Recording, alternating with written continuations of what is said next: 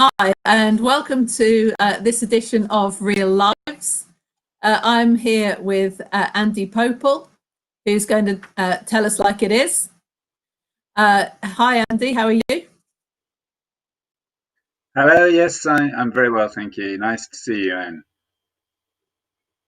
Good. As usual, our connection is a little bit dodgy, but as lockdown moves on, we're just getting used to sort of feeling slightly lost in the system. So we're just going to go with it. Andy, you're one of our vegans at Salway, so I need to ask you some key questions about your life values. Are you ready? Brace Okay. yourself. I will question you. Okay. First serious question: oranges or lemons? Ooh, lemons. Oh, surprise. Okay. Peas porridge hot or peas porridge cold?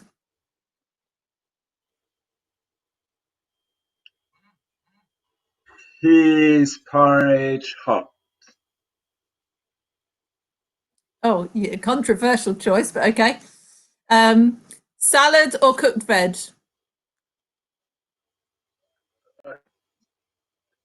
One for starters, one for next. I was going to say that is your whole diet. Yeah, okay. And the next one I was going to say is main course or pudding. Do you even have a decent pudding in your vegan diet? Oh, plenty, Anne. Plenty. Cake galore, crumbles, all sorts. A lot of strudels are vegan. Good. It's good to know. Good to know life is still worth living as a vegan. Okay, so that much we've discovered about you, but tell us a little bit more about yourself. Okay, well, I'm a Londoner. I was born in the south and raised in the north. I was blessed to be born into a Christian home, and I lived in North London for my time of upbringing. I moved to the east when I first got married, and now in the northeast. Um, I am married to Gillian, my wonderful wife. I have a grandson called Jesse, who was born in December, and he is lovely. Not seen as much of him as we'd hoped so far. And his mum is Becca, my firstborn, who's married to Jake, and then my two sons, Tim and Matthew, still live at home. And the oldest is a computer science degree at Goldsmith University, and Matthew is an apprentice PE teacher at a school in Enfield. Brilliant, lovely. Okay. And so how have you been finding lockdown? Oh, has my it job. affected your work and has it affected? Yes. But you can tell us it all now. Has lockdown affected work Yes. for you? And has it affected other aspects of life? So yes, my job is working as a GP. So I am a key worker. I have managed to continue doing my job, but rather than seeing patients face to face, we have been doing it by telephone. And people have obviously understood this, and you know, in many cases, been grateful for it. And it's yeah, we're managing. We're not ideal, but we are managing. Um, from the point of view of myself, I have a chronic illness that puts me in the high risk, the extremely vulnerable category. So I have been shielding at home, and only this week been allowed out. So that's been good to go for some walks, to post letters, that sort of thing. And I have also been practicing as much as possible social distancing within the house. And for example, having a separate bedroom and bathroom. That's pretty tough, to sort of distance yourself even from your nearest and dearest whilst at home. It sounds tough. So is there anything that you do that's a hobby, anything that's kept sane during lockdown, or the hope of which once you can get back out, that you're looking forward to doing? So yes, I do like cycling. That's my current passion, if you like. All sorts of outdoor activities, but cycling is probably the one I love the most. And so what I try to do is give myself a routine with work, and cycle in and out of work. Even though it's in the same place, you can get these things called turbo trainers that you can put your bike on, and then you can pedal frantically and get nowhere. But I cycle a few miles, because you can record the mileage as well. I cycle a few miles into work and a few miles out at the end of the day. Okay, so cycling's your thing. But faith is also important in your life. Yeah. Go on. Yeah. Sorry, I forgot you asked what I was looking forward to. I'm looking forward to getting out on the bike when I can, but with my friends in the cycling club and with the family. Yeah, with the wind blowing through all your lovely long hair. So cycling's your passion, and it's what's keeping you sane. It's what you're looking forward to doing more of when you get out. But faith is also an important part of your life. The church family at Salway. So what part do you play in church life with us? Sunday, first of all, you might see me at the door welcoming. I'm on the welcoming rota. At other times, you'll see me in coffee. That's fairly consistent. I do enjoy chat after church coffee. On alternate months, I'm involved in teaching in Discoverers, the Sunday school for children years 3 to 6. Other than that, I'm in the main service with everybody. So that's Sunday. So that's where we'd find you if we ventured in once we're back to normal. But what else do you do in church life? So on Fridays, I'm often involved in, again, I think it's years 3 to 6, the youth group that the church does, called Energize, and that's enjoyable. It's fun being involved with the kids with that, and also it's great to be able to spend some time at the beginning of that to tell them about Jesus. And I'm also involved regularly in one of the home groups at church. Because of my chronic illness, we also have relatively recently started a group called Notice Ability, and I'm involved in that as well, in the meetings we have for that. I am on the leadership team, and also if you are signed up for them, you'll receive from me an email approximately once a month, our monthly missionary letters.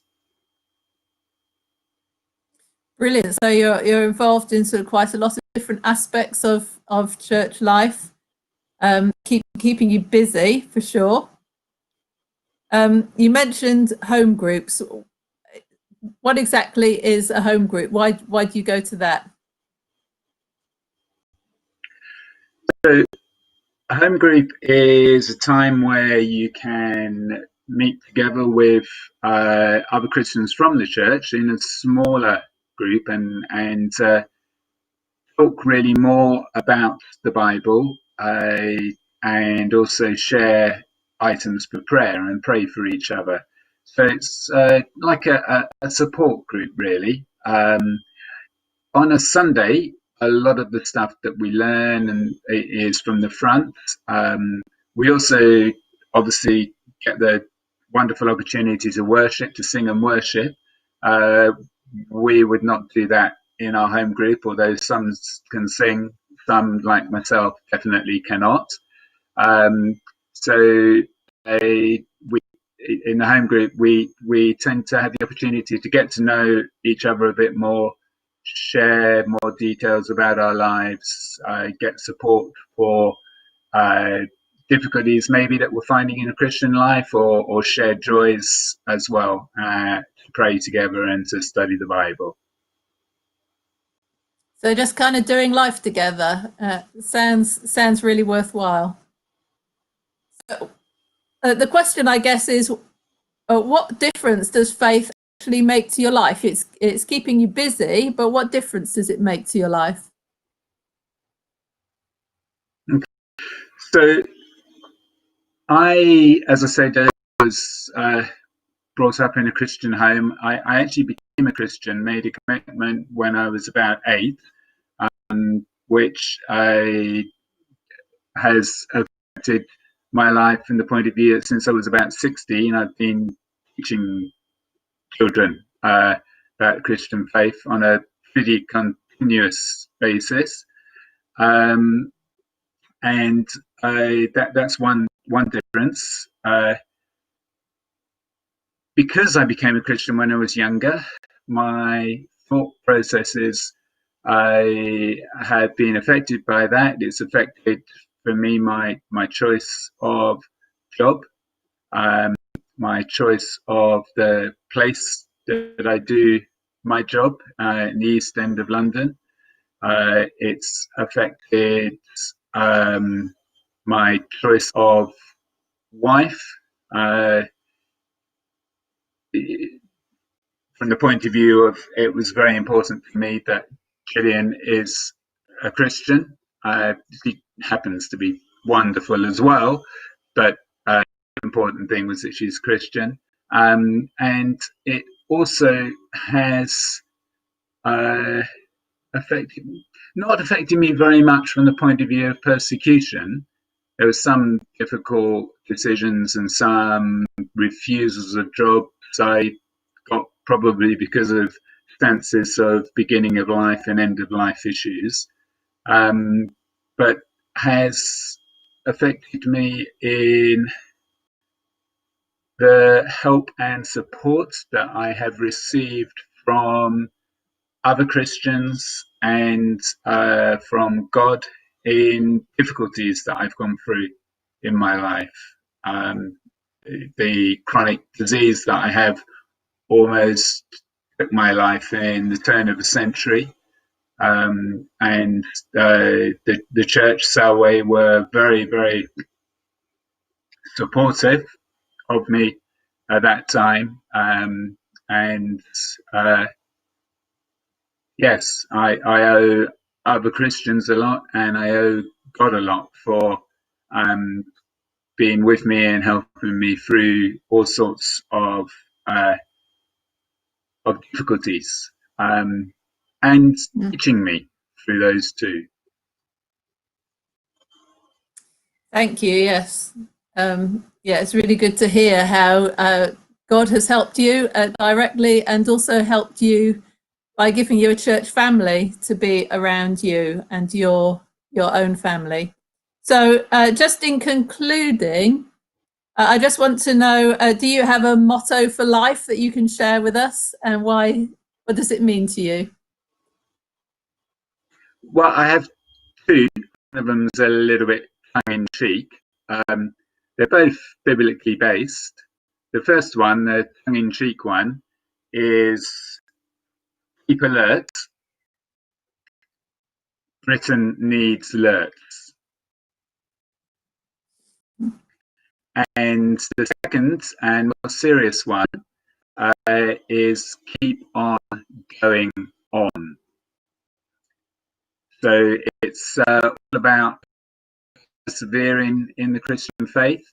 That, I think, has been my motto since early, late teens, probably my late teens. And to begin with, and through my sort of younger adult life, it probably at times was more a duty. But in recent years, I've seen it more because of seeing the way that God's working in my life. I've seen it more as a joy to keep on going on, and also looking forward to being with God forever in heaven, and also in looking at the way He's working in my life at the moment, seeing even when things are difficult, seeing that He's always working out things for His purposes and for my good.